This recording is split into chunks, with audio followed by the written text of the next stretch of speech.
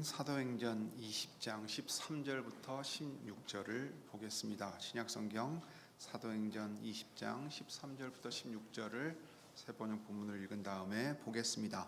그리고 주보에 알려드린 대로 7월, 8월은 우리 청년들 공적 신앙 고백을 준비해야 되는데 지금 따로 모이기 어려운 여건도 있고 군 입대를 앞둔 청년도 있고 우리 청소년들과 학생들도 있는 걸 감안해서 7, 8월에는 사도행전을 잠깐 멈춰두고 성경의 이야기를 크게 성경을 따라가면서 훑어보려고 합니다. 자, 그래서 오늘 사도행전 20장 13절부터 16절까지 보고 사도행전을 보는 건 잠시 멈추도록 하겠습니다. 자, 사도행전 20장 13절부터 16절을 세 번역 본문으로 먼저 읽겠습니다. 우리는 배에 먼저 가서 배를 타고 앗소를 향하여 떠났다. 우리는 거기에서부터 바울을 배에 태울 작정이었다. 바울이 앗소까지 걸어가고자 했기 때문에 그렇게 정한 것이었다. 우리는 앗소에서 바울을 만나서 그를 배에 태우고 미둘레네로 갔다. 그리고 우리는 거기에서 떠나서 이튿날 기오 맞은편에 이르고 다음 날 사모에 들렀다가 그 다음 날 밀레도에 이르렀다. 이런 행로를 취한 것은 바울이 아시아에서 시간을 허비하지 않으려고 에베소에 들르지 않기로 작정하였기 때문이다. 그는 할 수 있는 대로 오순절까지는 예루살렘에 도착하려고 서둘렀던 것이다. 자, 사랑하는 교회 여러분, 우리가 사도 바울의 제3차 선교 여행을 마무리하고 예루살렘으로 돌아가는 여정을 이제 보고 있습니다. 지난주에는 이제 드로아 교회가 주일 저녁에 모여 예배 드릴 때 있었던 이야기를 보았습니다. 유두고라고 하는 청년이 이제 아마도 노동을 하고 돌아와서 너무도 졸린 까닭에 바울의 강론이 길어지고 예배 시간이 길어지니까 졸음을 참지 못하고 그 3층 창문에 걸터 앉아있다 떨어져 죽었는데 바울을 통해서 주 예수께서 그의 생명을 되돌려 주시면서 옛적의 선지자들을 통해 긍휼과 자비를 베푸신 것처럼, 그리고 예수 그리스도 자신이 나사로를 살리셔서 부활의 생명이 제자들에게 약속된 것처럼 그 유두고의 생명을 되돌려 주시면서 사도가 떠날지라도 그들이 홀로 남아있는 것처럼 느껴질지라도 삼위 하나님께서 그들과 함께 하신다 하는 위로를 주신 것을 생각했습니다. 오늘은 이제 짧은 여정입니다. 오늘 20장 13절부터 16절을 보면 그냥 지명만 나오고 이렇게 이동했다 하는 내용처럼 보이는데 거기서 생각할 수 있는 부분을 조금 생각하고 사도행전 강설하는 것을 잠시 멈춰 두려고 합니다. 먼저 살펴볼 수 있는 것은 이 드로아에서 앗소까지 갈 때의 이야기입니다. 앗소까지 갈 때 드로아에서 앗소로 배 타고 가려고 했는데 바울은 따로 떨어져서 육지로 걸어갔다고 하는 얘기입니다. 이때 걸어갔단 말은 말 타고 갔다는 얘기가 아니고 말 그대로 도보로 갔다는 얘기입니다. 그래서 바울이 왜 그렇게 했을까 하는 걸 생각해 볼 수 있는 부분이 있습니다. 특별히 바울이 지금 3차 선교 여행을 마치고 예루살렘으로 가려고 하는 시기였다는 걸 감안하면 먼저 생각할 수 있는 것은 바울이 교회에 대한 생각을 항상 가지고 있었다는 것을 생각해 볼 수 있습니다. 자, 그 다음으로 이제 생각해 볼 수 있는 것은 사실 본문이 이 자체를 언급하고 있지는 않습니다. 그러나 바울이 당대 사역하던 시기의 교회의 상황을 먼저 우리가 생각해 볼 수 있고 그 다음으로 생각할 수 있는 것은 더 큰 맥락입니다. 바로 로마 제국의 통치 아래에 있던 교회들, 그리고 세상에 대한 바울의 생각일 수밖에 없습니다. 왜냐하면 이 시기에 특히 이제 우리가 잘 아는 로마의 황제 네로의 통치 시기에 큰 일들이 있습니다. 그리고 이제 그 이후에 가면 로마의 대화재가 일어나기도 하고요. 그것을 타개하기 위해서 정치적인 해결책으로 그리스도인들에게 누명을 씌워 큰 박해가 일어나기도 합니다. 조금 지나면 바울의 순교도 이어질 겁니다. 베드로 다음에 이제 바울인데 그러합니다. 시기가 그러하지요. 조금 더 있으면 얼마 지나지 않아서 유대가 반란을 일으킵니다. 로마가 이것을 철저하게 징벌합니다. 그래서 결과적으로 어떻게 되느냐 하면 로마 장군 티투스가 예루살렘에 가서 우리가 잘 아는 대로 메노라 이 그 촛대를 옮깁니다. 촛대를 이제 성전에서 빼앗아 와가지고 옮기고 그것을 들쳐 옮기는 그 부조 같은 거 여러분 한번 보신 적이 있을 거예요. 이 티투스 디도가 나중에 로마의 황제가 되기도 합니다. 그런 아주 엄청난 격동의 시기를 지금 살아가고 있는 겁니다. 그럴 때 바울과 당시 그리스도인들은 무엇을 생각했겠는가 우리가 조금 생각해 볼 수 있습니다. 자, 먼저 이 본문의 이 여행 경로를 가지고서 좀 생각할 수 있는 부분이 있습니다. 드로아에서 밀레도까지의 여행길을 이제 택한 것이 오늘 16절까지 나오고 그 다음에 17절부터 보면 밀레도에 머물러서 에베소의 장로들을 청해서 고별 설교한 내용이 대표적으로 여기에 기록되어 있습니다. 드로아에서의 주일 저녁 예배는 예배의 장면과 특별히 유두고를 소생시키심으로써 주신 위로를 위해서 기록되었다면 교회들을 들르면서 고별 설교를 어떻게 했겠는가 또 어떻게 작별 인사를 했겠는가 하는 건 에베소 장로들을 불러서 밀레도에서 만난 글을 통해서 우리가 확인할 수 있습니다. 자, 그럴 때 이제 백길로 가려고 합니다. 드로아에서 또 항구니까 아소로 갔다가 아소에서 다른 항구들로 이제 옮겨가는 겁니다. 그래서 이 기록을 보면 한 5일 코스가 됩니다. 밀레도까지 가면 이제 왜 그렇게 되냐면 당시에 배를 타고 이동하려면 주어진 여건과 환경이 그래요. 자, 해가 떠서 배가 뜰 수 있는 시간에 출발합니다. 그 다음엔 어떻게 하겠습니까?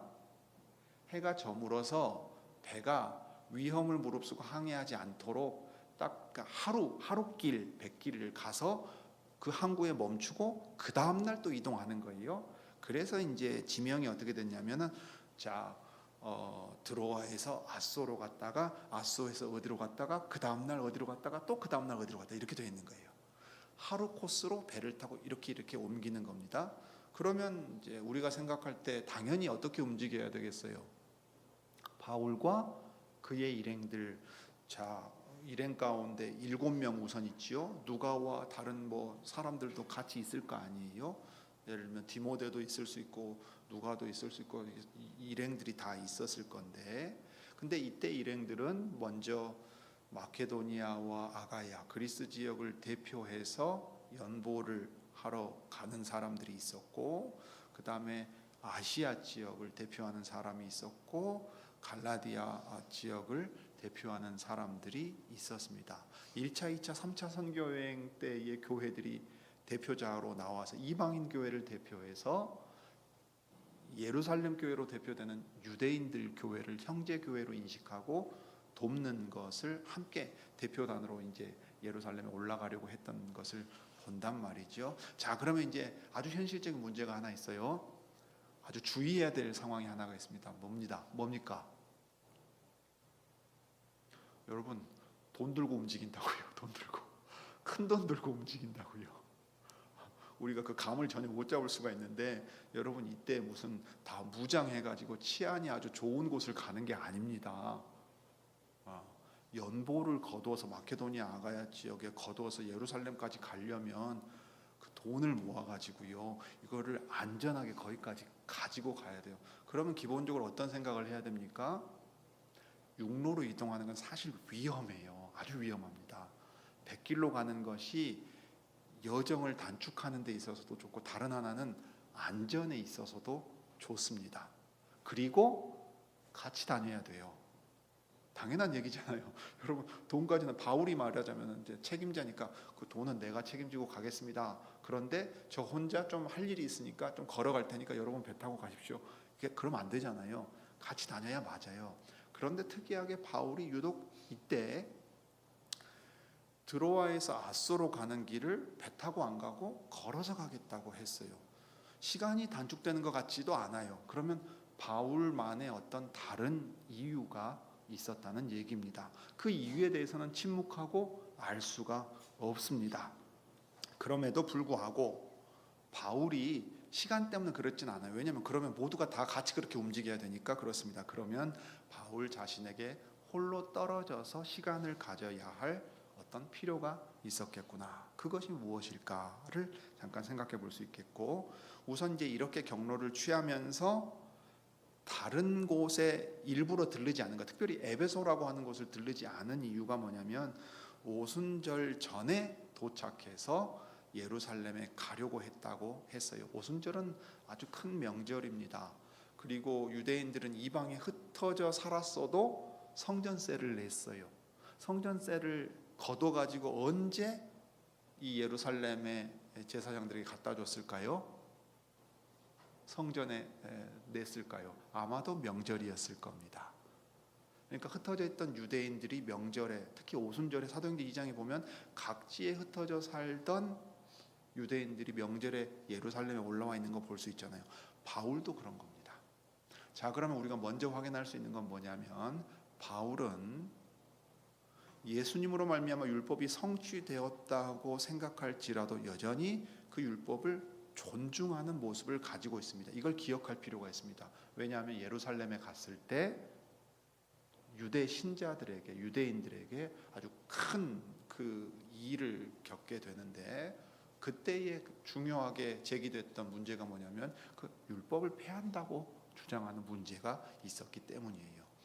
오순절이라고 하는 명절에 그는 유대인으로서 명절을 지키기 위하여 올라갈 뿐만 아니라 이 기회에 이방인들이 유대인들에게 진 빚, 첫 언약 백성에게 빚을 진 새 언약 백성들의 마음을 이 연보를 통해서 헌상을 가져다 줌으로써 그들이 주 안에서 하나라는 사실을 드러내 보이고자 했습니다. 그래서 오순절 전에 도착하려면 여행에 능숙한 바울이니까 여행 계획표가 다 나와 있었던 거예요.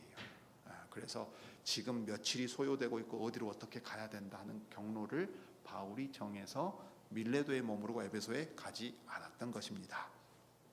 자, 그럴 때 드로아에서 아소까지 바울이 홀로 떨어져서 걸어갔다 하는 것에 누가는 침묵합니다. 바울도 딱히 여기에 대해서 무슨 자기 편지에서 하는 얘기들이 없습니다. 그런데 아소까지 따로 떨어져서 걸어가고자 했다 할 때 많은 추측들이 있었지요. 학자들이 여러 추측들을 했습니다. 복음 전하기 위해서 그랬을 것이다. 바울의 생애를 보면 바울은 어디를 가든 말 그대로 주 예수의 복음을 전했어요. 그거는 맞는 얘기예요.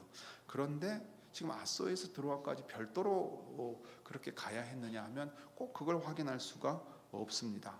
그래서 어떤 학자들은 이렇게 말하기도 해요. 오늘날로 치면 리트릿한 거라고 해요. 바울이 자기의 선교 사역을 돌아보면서 조용히 정리하고 생각할 시간이 필요했다고 보는 겁니다.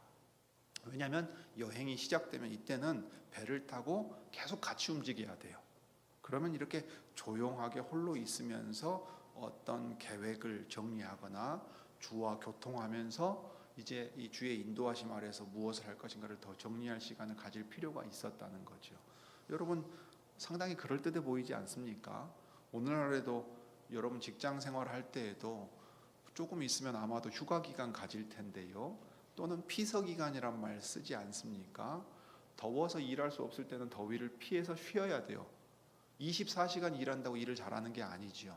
한국에서도 주 4.5일, 4일 근무하는 문제가 나오는 얘기들도 있습니다만은 아마 바울도 진짜 쉬지 않고 달려왔으니까 좀 쉴 필요가 있었을지도 몰라요. 그런데 이게 아마 단순히 쉼에 대한 필요는 아니었을 겁니다. 왜냐하면 바울이 지금 이 시기에, 이 시점에 자신만의 시간을 가지려고 했기 때문에 그렇습니다. 자, 먼저 바울이 어떤 생각을 가지고 있는지는 사도행전 20장에서 우리가 이미 확인할 수 있습니다. 20장 22절부터 24절을 보지요. 밀레도의 에베소 교회 장로들을 청했을 때 자기가 현재 어떤 시점에 어떤 상황에 놓여 있다는 것을 바울의 말로, 자신의 말로 이렇게 말합니다. 보십시오. 이제 나는 성령에 매여서 예루살렘으로 가는 길입니다. 거기서 무슨 일이 내게 닥칠지 나는 모릅니다. 다만 내가 아는 것은 성령이 내게 일러주시는 것뿐인데 어느 도시에서든지 투옥과 환난이 나를 기다리고 있다는 것입니다. 그러나 내가 나의 달려갈 길을 다 달리고 주 예수께 받은 사명 곧 하나님의 은혜의 복음을 증언하는 일을 다하기만 한다면 나는 내 목숨이 조금도 아깝지 않습니다 했어요. 우리가 이전에도 생각해 보았던 것처럼 바울은 예루살렘에 가서 어떤 일이 닥칠지 알고 있습니다. 붙잡힐 겁니다. 감옥에 갇힐 것이고 죽을 가능성이 대단히 높습니다. 성령께서 예루살렘으로 너는 가야만 한다 하고 이제 말씀하셨어요. 이것은 마치 누가복음에 보면 9장 51절 이하에 예수께서 예루살렘을 바라보시고 시선을 고정하시고서 나는 저 예루살렘으로 올라가서 죽어야만 한다. 그것이 아버지께서 나를 보내신 뜻이다 하고 가신 것과 같이 기록되어 있습니다. 누가는 분명 바울을 이렇게 기록할 때 예수께서 자기에게 맡겨진 사명을 완수하기 위해 예루살렘으로 죽으러 가신 것처럼 사도도 저 예루살렘으로 그 심정으로 가고 있다는 것을 지금 기록해 두고 있어요. 바울이 그것을 알고 있었습니다. 자, 3차 선교여행을 마치고 돌아가는 길이고 선교여행 때 개척했고 여러 번 들렀던 그 교회에 다시는 돌아가지 못할 수도 있습니다. 그걸 알고 있습니다. 자, 여러분이 그런 심정이라면, 여러분이 바울이라면 지금 이 시점에 어떤 생각이 들까요? 자신이 개척했던 교회들이 마음에 항상 있었을 겁니다. 그 교회들의 상황이 어떠한가 계속 신경을 쓰고 있었을 겁니다. 심지어 그는 고린도에 들렀다 왔습니다. 고린도 교회에 여러 차례 편지를 썼고 고린도 교회는 여전히 바울에게 큰 고민거리였습니다. 어쩌면 고린도 교회와 바울이 화해하지 못하게 되면 그 교회가 떨어져 나가게 될까 전전긍긍하고 슬퍼했어요. 그래서 그들을 근심하게 만들었어요. 그런데 디모데와 다른 동역자 편으로 그들이 바울 사대의 책망과 권면을 받아들이고 우리로 치면은 징계받은 거예요. 권징을 행했는데 그것을 달게 받고 돌이켜가지고 바울의 사도됨을 존중하는 가운데 주님의 말씀을 따라가는 교회로 여전히 서 있다는 사실이 확인되었습니다. 이제 그런 것들이 여러 가지 사정들이 있는 거예요. 자, 그런 걸 생각해 보면 이제 바울의 마음에는 자기가 다시 직접 돌아가서 대면하여 말씀을 전하거나 권면하거나 돌보지 못할 교회들을 생각하고 있었을 거예요. 특별히 제 2차, 3차 선교여행 때 교회들을 더 많이 떠올렸을 겁니다. 왜냐하면 이 시기에 바울이 집중적으로 편지를 썼어요. 자, 그 연도를 한번 생각해 보지요. 주 53년 무렵에 고린도 전서로 기록되어 있는 편지를 썼을 겁니다. 그 전에 편지를 여러 통 보내는데 그 가운데 이제 남아있는 게 고린도 전서예요. 그 다음에 55년이 되면 에베소에 갔는데 에베소에서 감옥에 갇혔을 것으로 보여요. 그래서 그 감옥에 갇혀 있을 때 어떤 편지를 쓰냐면 빌립보서, 빌레몬서, 골로새서, 에베소서를 썼을 것으로 보입니다. 학자들에 따라서는 약간씩 좀 다르게 설명하기도 합니다만 대체로 이 옥중서신은 그 상황일 걸로 보입니다. 자, 그 다음에 56년도에 에베소에서 고린도로 건너갑니다. 거기서 고린도 후서를 쓰고 57년에 가면 로마서를 씁니다. 자, 이 시기에 집중되어 있는 편지들을 보세요. 우리가 가지고 있는 바울 서신의 대부분입니다. 고린도 전서, 고린도 후서, 빌립보서, 빌레몬서, 골로새서, 에베소서 보세요. 그 다음에 57년에는 로마서를 썼어요. 교회들에 보낸 거의 모든 편지가 바울이 보낸 편지가 이 시기에 대부분 집중되어 있어요. 갈라디아서의 기록 시기를 가장 초기로 본다면 갈라디아서가 처음이고 데살로니가 전후서예요.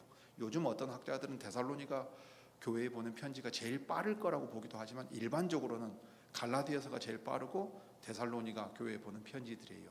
그 다음에 여기 이 시기에 집중적으로 교회에 보낸 편지들이 있어요. 왜 그랬을까? 바울이 아는 겁니다. 성령의 인도하심 가운데에서 이후에 내가 이들을 다시 대면하여 보기 어려울 것이다. 나는 예루살렘으로 올라가야만 하고 그러하다면 주께서 나로 하여금 세우고 또 만나고 돌보게 하신 교회들이 주 안에 서 있어야 된다는 그 심정으로 편지들을 계속 썼을 거라고요.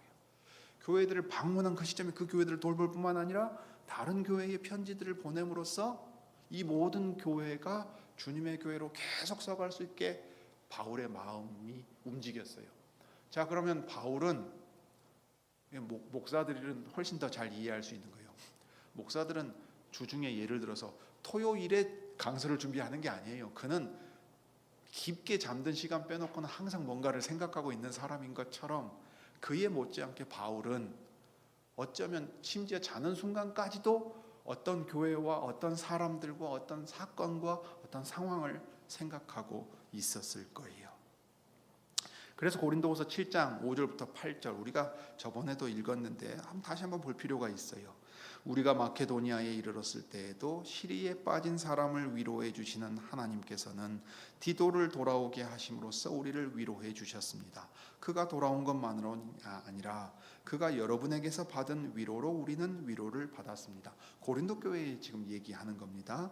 여러분이 나를 그리워하고 내게 잘못한 일을 뉘우치고 또 나를 열렬히 변호한다는 소식을 그가 전해줄 때에 나는 더욱더 기뻐하였습니다. 내가 그 편지로 여러분의 마음을 아프게 했더라도 나는 후회하지 않습니다. 하고 지금 말합니다.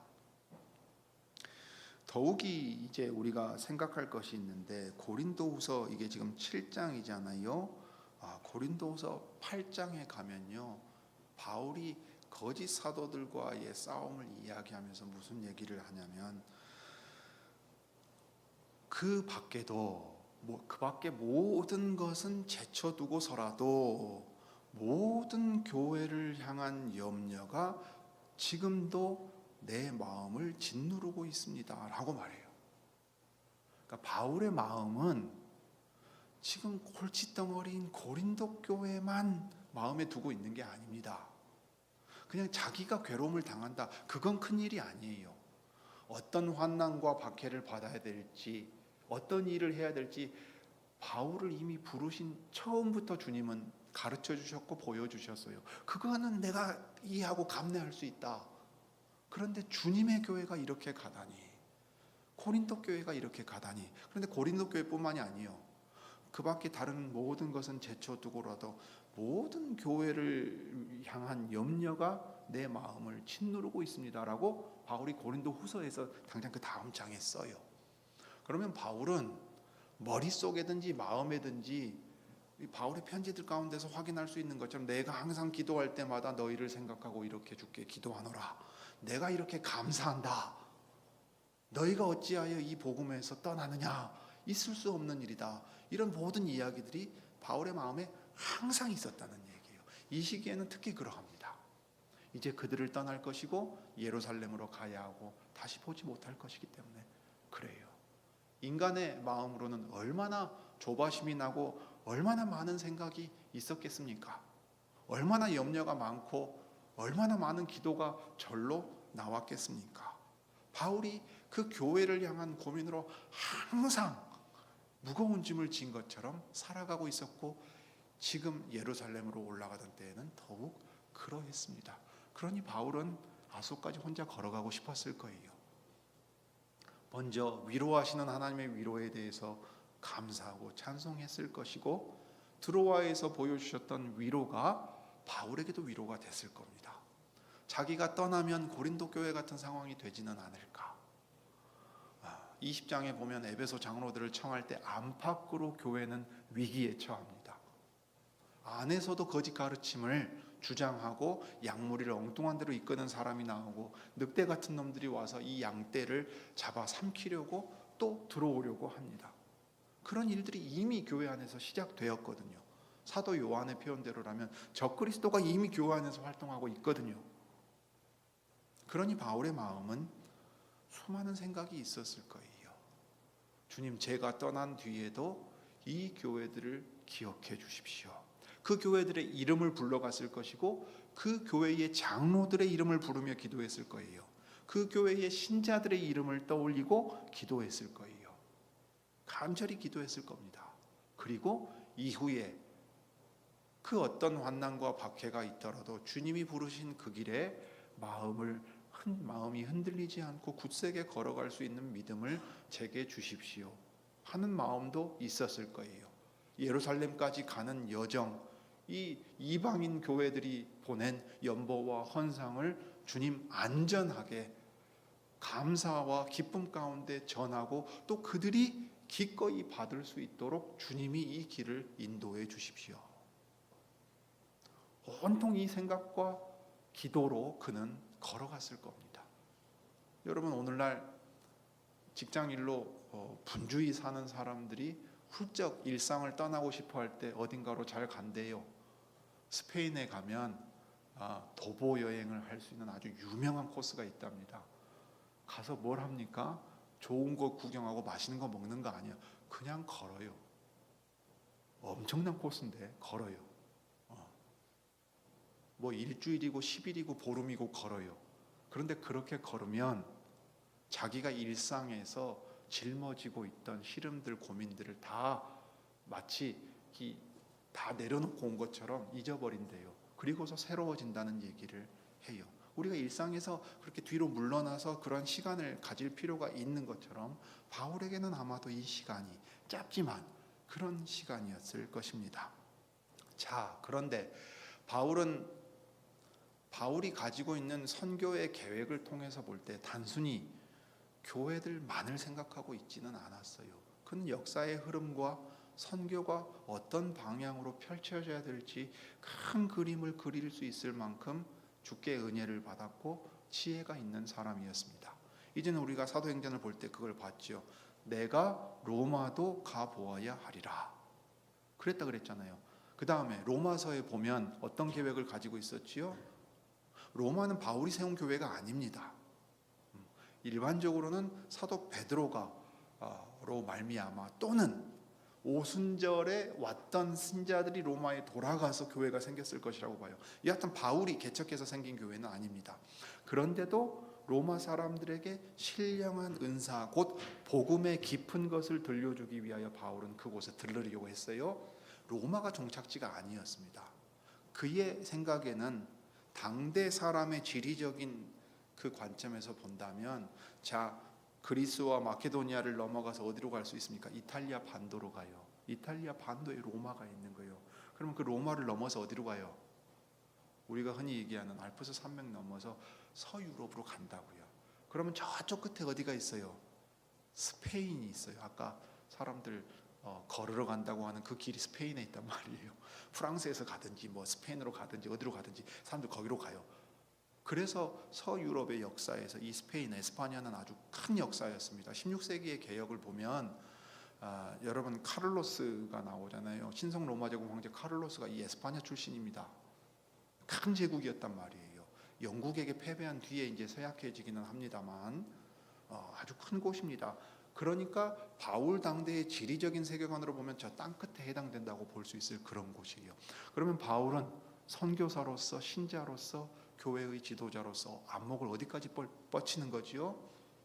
주님의 약속을 따라 이 복음은 땅 끝까지 가야 하고 주님의 뜻이라면, 에베소 교회에 말한 것처럼 주님의 뜻이라면 나를 거기까지 보내주실 것이다, 이 생각을 한 겁니다. 그리고서 그 계획을 세워서 가는 거예요. 그러니까 두 가지가 부딪히죠. 어떤 것이 부딪힙니까? 성령의 메인바 되어서 내가 예루살렘에 갈 때 잡혀서 감옥에 gat히고 심지어 죽을 수도 있다. 그렇지만 그러니까 사형 판결이 이미 내려져 있는 거예요. 유죄 판결 받고 그 형벌로 사형이 이제 언도돼서 집행이 남아 있을 수 있어요. 고린도후서에 보면 그런 맥락으로 이해하고 있는 겁니다. 그걸 알면서도 바울은 어떻게 하는 거예요? 그러면 내가 감옥에 갇혀 있든지 자유롭든지 주께서 주신 날수만큼 나는 내게 맡기신 일을 해야 되겠다 하고 사는 거예요. 그러면 주님이 허락하신다면 나 개인으로는 이 육체를 벗어버리고, 그러니까 죽어서 주와 함께 있으면 나야 홀가분하고 이 모든 괴로운 일들 벗어날 수 있지 않겠느냐. 그런데 반대로 내가 이 땅에 살아서 감옥에 있든 자유롭든 무엇을 위해 주께서 쓰실 수 있다고 보았습니까? 주님의 교회를 위해서 쓰실 일이 있다면, 그래서 이 편지를 받는 너희에게 유익이 된다면 내가 이 육체 가운데 감옥에 갇히든 환난과 핍박 가운데 있든 자유로이 복음을 전하든 너희에게는 유익일 것이다. 나는 이 둘 사이에 끼어 있구나. 이렇게 말하는 거예요. 그러니까 주님 살리시든 죽이시든 주님의 뜻대로 하십시오. 그러나 저는 주님이 주신 시간에는 주님이 명하신 대로, 주님이 또 이 땅의 교회를 펼쳐 가시는 그 계획대로 로마를 거쳐서 저 스페인 땅끝까지 가려고 합니다. 복음은 그렇게 땅끝까지 전파되어야 하겠습니다. 그 마음을 가지고 있었다는 거죠. 그런데 바울이 살던 시대에 주목해 볼 필요가 있습니다. 특별히 그 시기는 비상하거든요. 바울은 유대의 배경에서 자라났을 뿐만 아니라 그리스 로마 문화에 익숙하다고 했습니다. 대학 도시였던 다소가 그의 고향이었고 그리스어를 할 수 있었고 심지어 라틴어도 할 수 있었을 것으로 보입니다. 왜냐하면 일루리곤에 가서 복음을 전했다 하는 말은, 이 일루리곤은 라틴식 표현이에요. 그러니까 로마의 통치 영역 가운데 라틴어를 사용하고 있는 영역에서도 바울은 복음을 전할 수 있는 사람이었습니다. 그리고 이방인 가운데 아마도 저 마케도니아 지역 사람 가운데는 그 일에 함께할 수 있는 사람들이 있었을 것으로 보여요. 예를 들면 아리스토하고 같은 사람에 대한 언급들이 나오는 것을 보면 알 수 있습니다. 그러니까 바울은 단순히 땅끝까지 가면 된다, 그러니까 주님이 보내시면 다 해결해 준다, 이렇게 생각한 게 아니에요. 내가 이 일에 준비되었다는 것을 생각할 때 주님이 이 일을 위해서 쓰시려는가 생각하고 주님이 뜻하신다면 저는 가겠습니다, 이 마음이 있었다는 거예요. 그러니 온 세상이 로마의 통치 아래 있다. 지금 바울 당대 세계관과 지리에 대한 이해로 보면 진짜 온 세상이 로마의 다스림 아래 있다고 보았다면 그가 무엇을 또 유념해 보았을까요? 세상의 정치가 어떻게 돌아가고 있는지도 유념해 보았을 거라고요. 자, 그래서 바울과 그의 시대를 생각해 볼 수 있습니다. 자, 주 41년에 여러분 잘 아는 영화로도 만들어졌어요. 이 칼리굴라라는 로마 황제가 암살당합니다. 그 다음에 즉위한 황제가 누구냐면 클라우디우스입니다. 여기 성경에는 글라우디오 황제 때 얘기가 나오지요. 아마도 이 글라우디우스가 칙령을 2차례 이상 내리는데 그때 이제 로마에서 추방당한 사람들이 이 고린도에 와 있었던 천막 만드는 사람들이었고, 이 바울이 만났잖아요. 아굴라와 브리스길라 부부입니다. 그 다음에 아마도 히브리서의 배경이 이 클라우디우스 황제가 로마에서 이 신자들을 추방한 것이 배경으로 있을 겁니다. 그래서 이제 히브리서의 믿음의 용사들이 자기의 집이나 재산도 다 포기하고 이 믿음을 위해 나왔던 것을 칭찬하는 모습이 아마 그 배경일 가능성이 큽니다. 그런 다음에 이제 54년에 클라우디우스 황제가 죽고 나서 네로가 즉위합니다. 그러니까 로마 통치하에 이 기독교가 처음부터 무조건 막 맹렬하게 박해를 당하는 게 아닙니다. 황제에 따라서, 시기에 따라서 이 박해의 강도나 양상이 달라지는데, 클라우디우스 황제 때는 이제 이 로마 안에 있는 분란을 해결하기 위해 유대인들을 추방할 때 기독교도들도 추방당했을 거예요. 그러나 대박해라고 불릴 만한 큰 상황은 아니었을 것입니다. 그러니까 연도를 보셔요. 54년입니다. 54년이면 55년 무렵에 53년에 고린도전서를 썼을 거고 55년에 에베소 감옥에 갇히고 이 편지들을 주로 쓸 때 그 무렵입니다. 자, 네로가 즉위했어요. 그런데 이 네로가 68년에 죽을 때까지 통치를 합니다. 14년의 기간입니다. 그런데 이 시기가 지금 바울이 제3차 선교 여행을 마치고 그의 생애를 마무리하기까지의 시기와 겹칩니다. 자, 여러분, 우리가 얼마 전에 한국에서 대통령이 헌법재판소 결정에 따라서 두 번째로 파면됐어요. 세계 역사에서 드문 일입니다, 여러분. 이렇게 안 돼요. 그런데 더 드문 일은 친위 쿠데타를 일으켰는데 그 최고 재판소의 결정으로 탄핵시켜서 파면되고 그 이후에 수습되고 하는 과정이 있는 건 전 세계가 지금 주목하고 있을 만큼 독특한 일이에요. 자, 여러분 어땠어요? 3년의 통치 기간, 대통령으로 임명받아서 그 일하는 동안에 우리가 어떻게들 말합니까? 3년 동안 나라가 얼마나 망가졌는가. 세우는 것은 그토록 어려운데 망가뜨리는 것은 이토록 쉽다. 이 얘기를 우리가 지금 하잖아요. 자, 네로 황제가 어떤 사람이에요?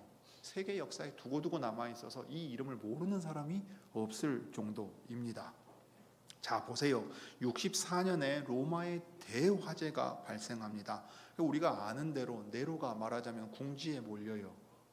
그래서 그 화재의 이유를 그리스도인에게 돌려가지고서 정치적으로 자기 책임을 이제 외면하려고 하는 시도를 합니다. 그리스도인에 대한 큰 박해가 일어납니다. 그리고 조금 지나면 예를 들어서 65, 6년 정도 되면 바울이 순교했을 것으로 보입니다. 그 전에 베드로가 먼저 순교한단 말이죠. 그러니까 지금 사도들의 순교가 네로의 통치와 직간접적으로 연결되어 있습니다.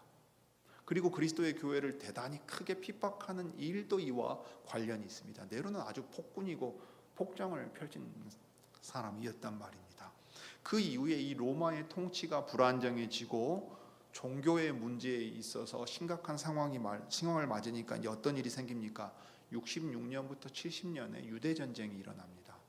로마 입장에서는 저 유대인들이 반란을 일으킨 거라고 그래요. 그럼 이제 어떻게 해야 됩니까? 로마 입장에서는 철저하게 밟아버려야 돼요. 다시는 일어서지 못하게 밟아버려야 됩니다. 애초부터 이 유대인들은 종교의 문제를 가지고 반란을 끊임없이 일으키는 가장 큰 골칫덩어리 중에 하나였어요. 그래서 예수님 당대에 빌라도라고 하는 황제가 직파한 군정 총독이 거기에 와 있을 정도였단 말이에요. 그러니까 유대인 대제사장들이 뭐라고 부추겼어요? 당신이 이 반역자를 사면해주면 당신은 가이사의 친구가 아닙니다. 정치적으로 반역에 동참하는 겁니다. 라고 압박했다고요. 그렇게 예수님을 죽였어요. 그러니 이 일에 로마가 아주 단호하게 대처를 해서 마침내 70년에 예루살렘이 멸망합니다. 성전이 파괴됩니다. 그리고 더 이상 재기의 가능성이 없어진단 말이에요. 예수님께서 말씀하신 대로 돌 위에 돌 하나도 남지 않고 성전이 회파된다 했어요. 그 일이 그들에게 이루어지는 것입니다. 그런데 이 모든 일들이 사실은 사도 요한의 마음에도 항상 있었어요. 주 예수께서 주의 날에 성령을 통해서 들려주시는 모든 교회가 들어야 될 이야기 가운데 이 이야기를 상징적으로 기록해둡니다. 여러분이 잘 알고 계시는 요한계시록입니다. 바울이 3차 선교여행을 마치고 돌아가던 시기가 세계사적으로는 자신이 살던 세계 로마의 황제가 이런 사람이 즉위하고 그런 통치를 펼치고 이렇게 역사가 펼쳐져 갈 상황이었단 말이에요. 바울이 그런 거 생각하지 않고 나는 복음 전도에 열심을 내서 교회들이 잘 서면 다다 이렇게 생각했을까요? 세상의 정치가 나와 무슨 상관이냐 이랬을까요? 천만의 말씀입니다. 로마 황제가 누가 되느냐에 따라서 그 칼을 든 자가 살인자가 될 것인지 하나님께서 그 칼의 권세를 맡겨주신 걸 잘 사용해서 정의로운 사자가 될 것인지가 달라진다고요. 교회가 큰 핍박 아래 놓이게 될 것인지 죽음의 위협 아래에서 다 흩어지게 될 것인지 그렇지 않은지도 이 정치적인 상황이 좌우한다 이 말입니다. 그러니 바울의 마음에는 그 또한 마음에 있었을 거예요. 로마에도 가보아야 되고 스페인까지 가려고 했던 사람입니다. 이 네로를 사도 요한이 요한계시록에서 저 음녀 바빌론으로 대표되는 세상 나라의 대표로 로마를 꼽습니다.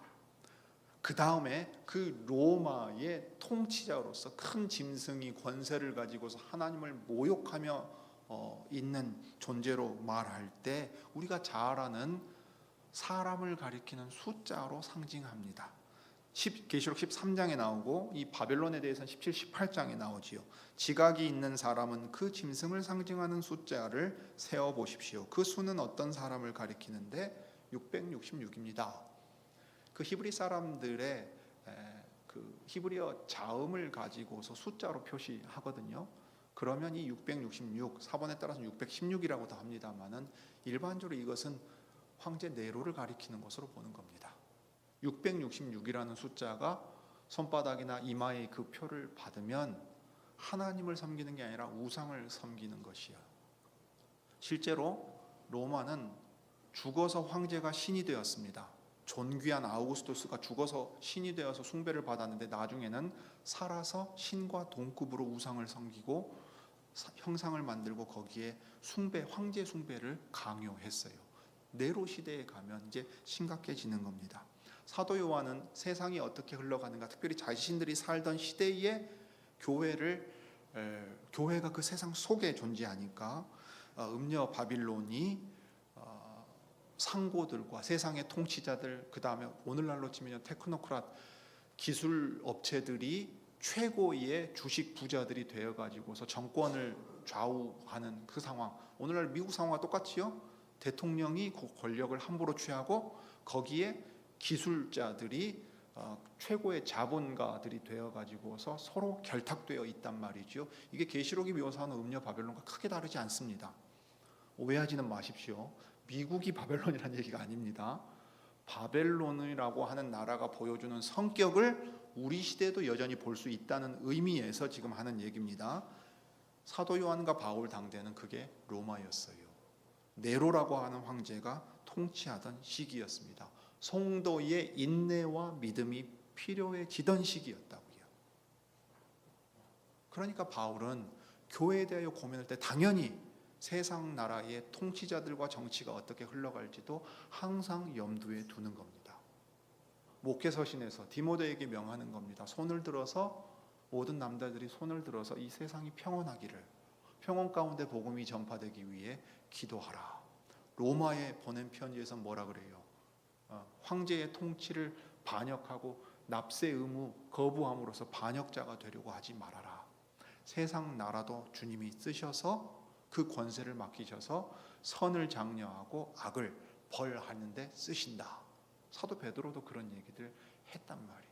그러나 그와 동시에 세상의 권력자들이 분명히 마귀적인 세력으로 변하고 또 성도의 피를 요구하거든 우리는 믿음으로 인내함으로 거기에 싸워야 될 거다 하는 것을 바울도 생각하고 있고 사도 요한이 보여주고 있는 겁니다.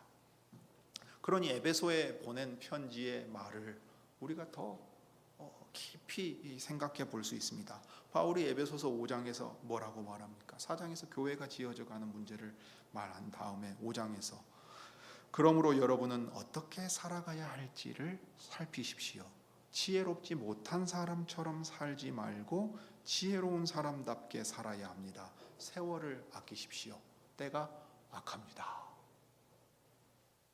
때와 시기를 분별하고 날이 흐리면 비가 올 테니까 빨래 걷어야 될 거 아니에요. 차에 창문 열어놨으면 여러분 장맛비 쏟아지면 빨리 차 창문 닫아야 될 거 아니에요. 그것처럼 이 시대가 어떻게 흘러가는지 세상과 교회가 어떤 모습으로 서 있는지 주의하여 살피면서 자신이 어떻게 살아야 할지를 생각하라 말하고 있습니다. 사도는 교회의 지도자입니다. 이방인의 사도로서 큰 사명과 역할을 맡았습니다. 이제 그들에게 다시 돌아가서 얼굴을 마주하고 권하지 못할지라도 그의 마음은 항상 교회와 세상에 대한 생각에 사로잡혀 있습니다. 그것이 지도자의 마음입니다. 여러분 교회 직분자들은 그러해야 됩니다. 그냥 우리 교회가 재정이 얼마인지 교인이 몇 명 출석했는지 목사가 사고 안 치고 별일 없으니까 다 괜찮다 그렇게 사는 게 아니란 말입니다. 우리 교회 일만 생각하는 게 아니고 노회내 교회 연합의 일도 생각합니다. 이 땅의 정치의 상황은 어떠한지 경제의 형편은 어떻게 흘러가는지 오늘날 전 세계의 소식을 실시간으로 들을 수 있을 때는 전쟁의 이야기에도 마음을 아파하고 세상 나라의 움직임에도 관심을 쏟고 이것이 하나님 나라의 일에 어떻게 영향을 끼칠지를 생각한다 이 말입니다. 각 가정의 아픔들을 생각합니다. 사람의 이름을 부르고 기도합니다. 이게 교회의 직분자의 일입니다. 직분자만 그럴까요? 그 직분자를 보고서 신자들도 따라갑니다. 나 한 사람 평온하고 우리 가족 문제 없고 우리 교회 문제 없으면 족하다고 그냥 사는 게 아니라 이 말입니다. 주님의 복음이 주님 다시 오실 때까지 어떠한 사정과 형편 가운데 놓여서 교회들이 지금 살아가고 있는가 생각하기 마련이고, 모든 교회를 향한 염려가 내 마음을 짓누르고 있습니다 라는 말이 목사나 직분자의 고백만이 아니라 사실은 참되고 진실한 모든 신자의 고백이 되기도 할 것입니다. 주께서 이 마음을 주셔서 성도의 인내와 믿음을 주시고 시대와 시기를 분별해서 세월을 아끼고 악한 시절에 참으로 경건하고 지혜롭게 살아갈 수 있는 우리 교회를 이루어갈 수 있도록 주님이 복 주시기를 구합니다. 기도하겠습니다.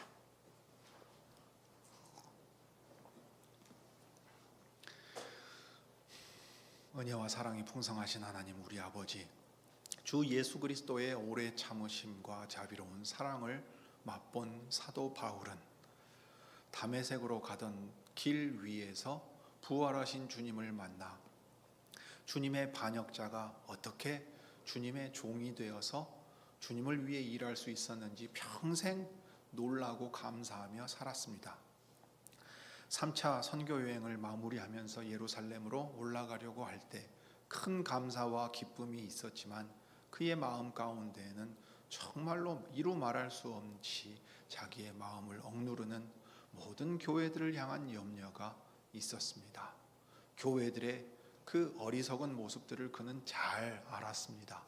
연약함도 알고 있었고 그들이 그것을 잘 헤쳐나갈지 걱정하고 염려하기도 하였습니다. 그러나 이 모든 일들은 주님의 은혜에 맡겨야 될 일이고, 주님의 뜻이 있다면 자기의 목숨을 거두어 가시든지 여기 허락하셔서 주님의 뜻을 행하는 데 써주시든지 그것은 주께 달린 일이었습니다. 그러므로 염려하고 걱정하는 가운데에도 이 염려와 근심을 주께 맡기며 내려놓아야 했고, 주께서 부르신 그 길을 달려감에 있어서 뒤돌아보지 않고 좌고우면하지 않으며 한 길로 달려가야 했습니다. 주님, 바울이 믿는 자의 본을 보이고 특별히 직분자의 본을 보임으로써 우리에게 이야기하고 있습니다. 세월이 약하고 때를 아껴야 하고 참으로 주님이 어두움 가운데서 빛으로 불러내신 사람들입니다. 그 백성들 양무리를 맡겨주셨사오니 직분자들이 먼저 깨어서 이 시대의 흐름을 살필 수 있는 지혜도 주시고, 또 무엇보다 이 땅에서 주님의 교회를 이루어 나가는 것이 어떤 것인지를 하나님의 말씀 가운데 깨달아 권면하고 격려하고 책망하며 주님의 손에 붙들린 종들로 쓰임을 받을 수 있기를 구합니다. 또한 주님의 백성들 모두가 믿는 이들의 본이 된 이 직분자 사도의 본을 따라서 주님의 교회를 사랑하고 그 교회를 이루어가며 말씀을 따라가되 참으로 주께서 내게 맡기신 일이라면 기쁘게 이 모든 일들을 감당하며 나아갈 수 있게 해주시기를 구합니다. 세상 나라의 평온함을 구할 때 이 땅의 사람들을 위하여 자비를 구하기도 하지만 동시에 주님의 교회가 평온히 서서 주님의 복음을 잘 전하고 복음을 들을 수 있게 되기를 구하는 마음 또한 간절합니다. 주님의 복음을 따라 세계를 바라보고 생각하는 관점들이 현저히 약해져 있습니다. 우리의 자녀들이 자라가고 또 살아가는 세상은 하나님의 존재를 인정하지 않으며 우리의 이성과 기술과 자연과학과 이 모든 것이 하나님의 말씀까지도 판단하는 기준이 된다는 시절을 살아가고 있습니다. 그러나 주님, 하나님의 말씀이 참되고 진리라는 사실을 우리 모두에게 언제나 알려주시고 믿을 수 있는 믿음을 내려주시기를 구합니다. 주 예수님의 이름으로 기도드립니다.